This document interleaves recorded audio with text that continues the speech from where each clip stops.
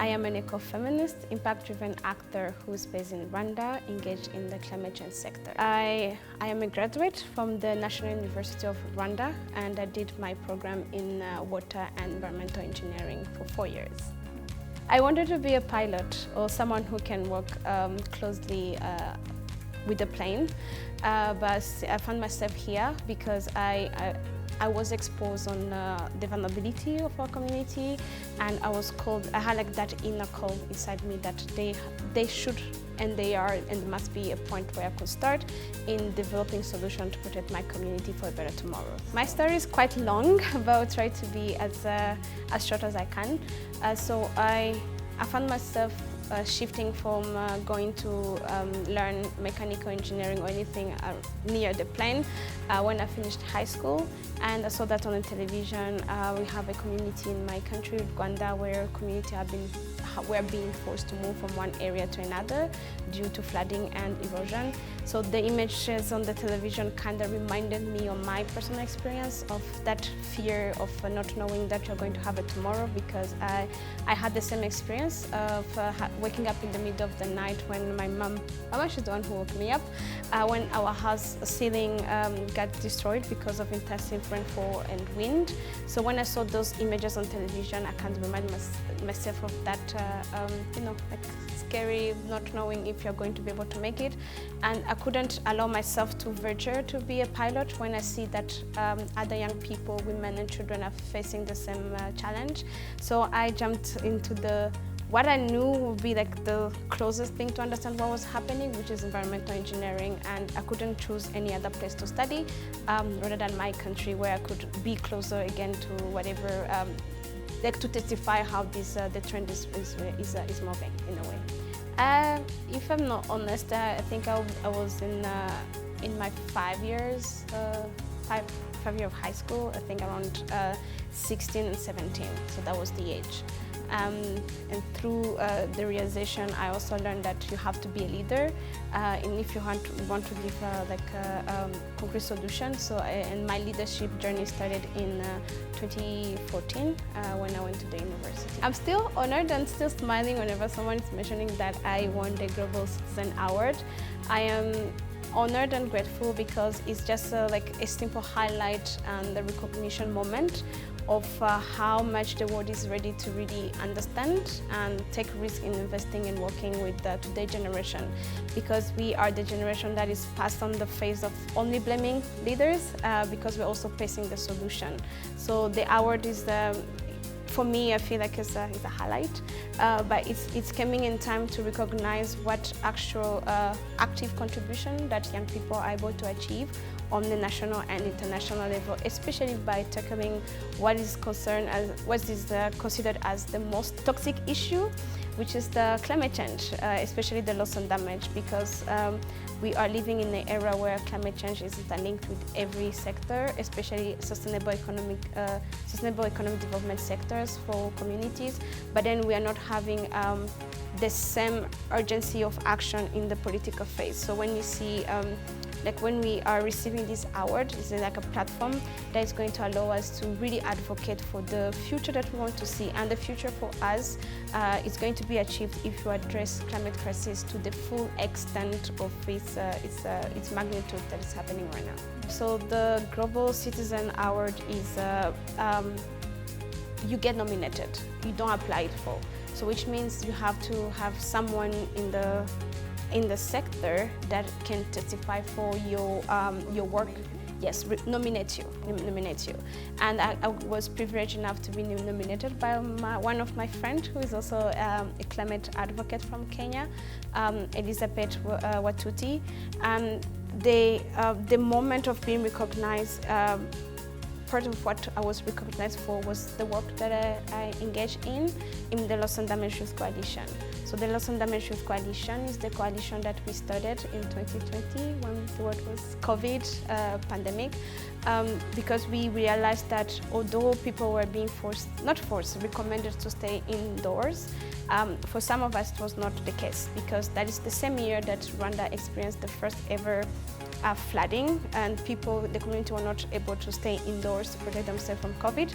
They had to free themselves for the devastating effect that was happening. So that realization brought us to have discussion between developed country youth and developing country youth, where we came together to build a global partnership in taking concrete action on addressing loss and damage. And our very first step is quite easier, is to hold leaders accountable in their own space, because most of the time leaders are giving us fake promises, but we are able to say, like, you are lying to us, we need action, but then we are engaged in really shaping what those actions can look like. In 2018, we were invited and supported by our local government in attending what is looking at the most big conferences around climate change. It was in Katowice, so it happened every year.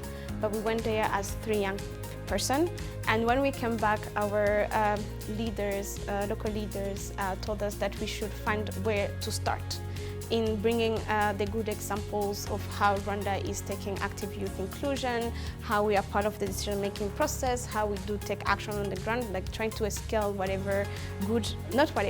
all the good examples that our country was doing, but on a higher level. So in 2019, that is when we kind of had the information of the item that is loss and damage. Loss and damage is referred to all the negative impact of climate change that is happening. So anything from extensive drought or flooding and erosion and sea level rise that is happening. So those are measuring as a consequence of the climate change that the world is having. So when we realized that the loss and damage topic was kind of ignored, because one thing was that there was not much more inclusion of the voices from developing country, no women, no young people, and we are coming from the community that are really living those experiences, because the science is telling, oh, you're going to be living in an era where you're going to see intensive rainfall, but then you're coming from a community where you know that intensive rainfall is already existing and happening right now.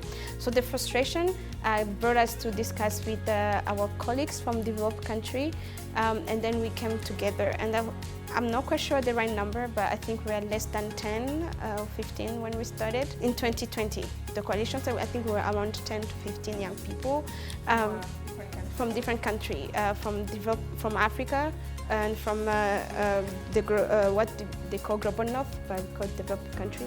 I call them developed country.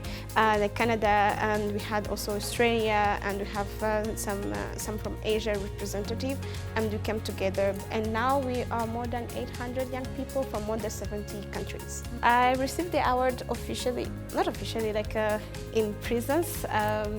In April, and I went to participate in the Global Citizen ceremony in New York, and then I was handed the award, which is really good. I don't know, it was my first award in a way, but I can still jump on that one. But then to me, it means that it's going to be. It is like, you know, like when you have that certitude that whatever you are fighting for, the world is ready to listen. Because I'm part of the coalition, and what our motto is that the Loss and Damage Coalition is, I am part of the coalition, but I am one voice out of the many. So receiving that award means that we are able to amplify and raise up all the voices that we are carrying up, and the voice of hope and the concern, but also the voice that are going to be holding leaders accountable in their own space. Because it's really amazing how you can see how a young person from their own country, they can talk back to their government, but then they could be talking them to the government, carrying up the voices of all the coalition members, because we have one same goal, which is to address the climate change impact, but by also holding leaders accountable, so taking concrete action. And we're doing it because I feel like we are still on the way, but it really means a lot that we get this recognition in a way. It's like a major opportunity to receive the award at this time, because Rwanda stands as that country that in my understanding and the little knowledge I have, we do know how much we are vulnerable, because all our economic sectors are based on how the climate is going to be able to respond.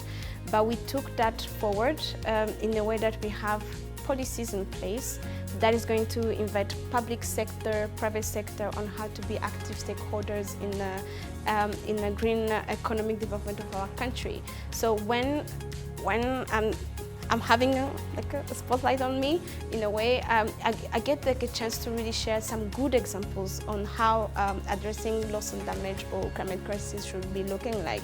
Because, for example, events such as having a green park within Kigali, where Rwanda took, there was a study and we found out our wetlands are vulnerable, but the wetlands are serving as a mechanism to help the community not to suffer from flooding and erosion.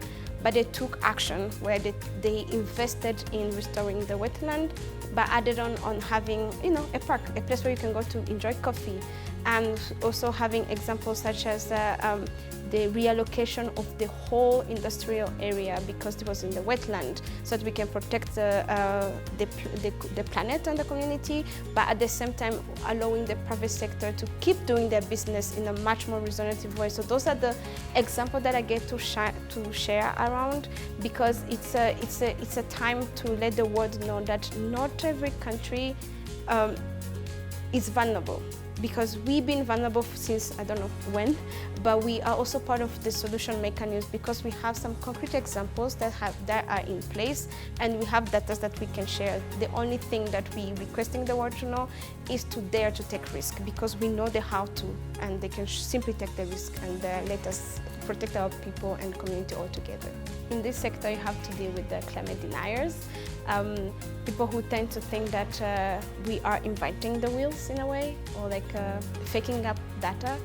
But what I would like to tell them is really look at the news, because for example, in the coalition, we have a storytelling working group where we try to capture different stories on how climate change is happening in the community.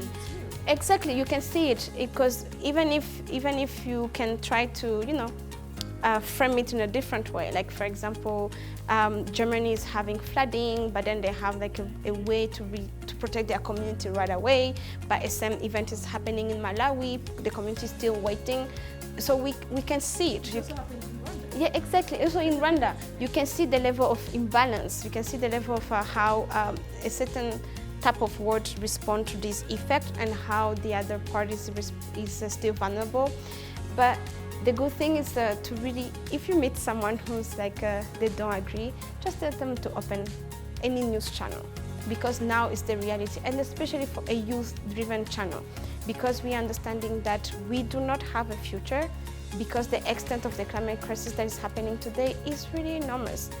You cannot, at least for me, I cannot venture to go into business, let's say for agriculture, as an entrepreneur, if I'm not aware on how to be climate smart, because I understand that I can plant, let's say 10 hectares of land, but it can be destroyed in just 2 days of rain. So there's no other way we have to do for our survival, especially this generation, is to be climate smart. And I think the plan I'm having now is to really be that voice, or that that voice that can really ignite the political momentum in the climate change policy fora. Because I feel developing countries been putting out their cases so many times on how addressing climate crisis should look like actively, but we don't have a public knowledge around it. So I feel like the next plan I'm having is to really share the reality of developing countries and marginalized voices on what they really mean in taking action on climate change. And the second is to really prove the world that youth, we are really past the time of talking. We don't want to talk. Yes, we have to talk, but we rather be also doing actions. So that's why being a voice that can showcase how youth are taking concrete action on the ground in protecting their community, but at the same time protecting the future, by trying to really let donors or partners or any interested individual to know that they can take risk and work with young people in their own community, and respecting their expertise, because not every young person is going to be having a master's degree or a professional degree, PhD, but they do understand the nature of what we need to do, because it's our reality, and we know our only way to survive is to take concrete action. I would say that no matter if you're seated in your office, or you're in a farm cultivating, or you're driving a car, you have to be a climate ambassador, because climate sector interlinks with any sector. It just simply feed your curiosity, learn more, because there's always something that you might do, because each voice matters and each small action really counts, because at the end of the day, we are standing as on one planet, and we only have only this one. So if you ignore how much the environment is responding to you, I'm telling you, you're not going to have a future. So you need to be an ambassador regardless of any sector that you are into.